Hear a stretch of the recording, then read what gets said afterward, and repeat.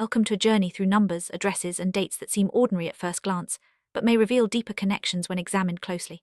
In this video, we'll explore how mathematical statistics and personal histories intertwine, using the example of Simon's life and significant world events. We'll start by looking at the addresses and numbers associated with Simon, and gradually uncover how these figures might relate to larger historical moments. Let's begin by setting the stage for this intriguing investigation. Simon's story starts at 69 Driggs Ave, located in Greenpoint, Brooklyn, Kings County. This address is more than just a place, it's the beginning of a numerical journey. The number 69 will later play a role in a mathematical formula that connects various locations in Simon's life. As we move forward, keep this number in mind, as it will resurface in unexpected ways, linking personal history to broader patterns. Next, we travel to 563 Date Street in Pomona, Los Angeles County. This address is another key point in Simon's life. The number 563, like 69, will be part of a larger mathematical equation. Each address and number is a piece of a puzzle, contributing to a pattern that we'll soon uncover. The journey from Brooklyn to Pomona marks a significant transition, both geographically and numerically. Simon's path continues to 6240 Malvern in Alta Loma, San Bernardino County. The number 6240 stands out, not only as an address but as a recurring figure in the mathematical patterns we'll discuss. Each move Simon makes adds another layer to the numerical story, and Alta Loma is no exception. The significance of 6240 will become clearer as we connect it to other numbers and events. Moving on, we find Simon's neighbor at 10,182 La Gloria near Malvern, with connections to Lemon Street and Kinloch. This cluster of addresses forms a network of locations, each with its own numerical value. The number 10,182 is added to our growing list of significant figures. These addresses are not just places, they're data points in a larger statistical narrative. Another important location is Rodrigo's Mexican Grill at 8950 Central Ave, Montclair. This address, like the others, is more than a restaurant. It's part of the mathematical formula that links Simon's life to a broader context. The number 8950 will be added to the sum, contributing to the overall pattern we're uncovering. Now let's bring all these numbers together. 69, 563, 6240, 10,182, and 8950. When we add them up, the total is 26,004. There's also a reference to 62,400, suggesting a possible reinterpretation or doubling of the sum. This formula isn't just a calculation, it's a way of connecting disparate elements of Simon's life, hinting at hidden relationships between numbers and events. Let's shift our focus to a major historical event, the Brighton Hotel bombing on October 12, 1984. This event marks the beginning of a timeline that will be crucial in our analysis. The bombing's date is the starting point for a calculation that will eventually connect to Simon's birthday and other significant dates.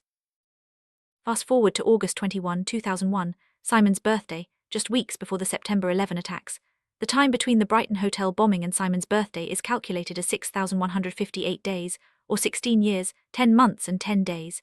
This span of time is not just a coincidence, it's part of a pattern that links personal milestones to world events. The calculation continues. From the Brighton Hotel bombing to Simon's birthday, we have 6,158 days. If we include the end date, the total becomes 6,406 days. This number is then reinterpreted as 6,240, echoing the earlier address. The sum of 6,240 and 6,406 is 12,809, which is further reinterpreted as 9/11/01, the date of the September 11 attacks. These calculations suggest a hidden numerical relationship between personal and historical events. Why do these numbers matter? The reinterpretation of dates and addresses as significant figures suggests that there may be patterns or codes hidden in everyday data. Whether intentional or coincidental, these connections invite us to look closer at the world around us, questioning how personal stories and global events might be linked through mathematics. Narrative now shifts to a broader context, United Nations statistical documentation from 1992 through 2001. This period covers significant global changes, including shifts in population, race, ethnicity, and foreign relations. The documentation is said to pertain directly to the events of September 11, 2001, as well as to Simon's personal circumstances. Evidence points to controversial issues within the United Nations records, particularly as they relate to September 11 and Simon's own injury and losses. These issues touch on sensitive topics such as global race, ethnicity, population, and foreign relations, including the roles of alleged United States allies. The intersection of personal and global narratives becomes even more complex here. Simon's personal story includes references to injury and losses, which are documented alongside global events. The intertwining of individual hardship with world affairs raises questions about the impact of large-scale events on personal lives. This scene invites us to consider how statistics and documentation can reflect both the macro and micro levels of human experience. United Nations documentation also addresses issues of global race and ethnicity. These topics are central to understanding the broader context of the events discussed.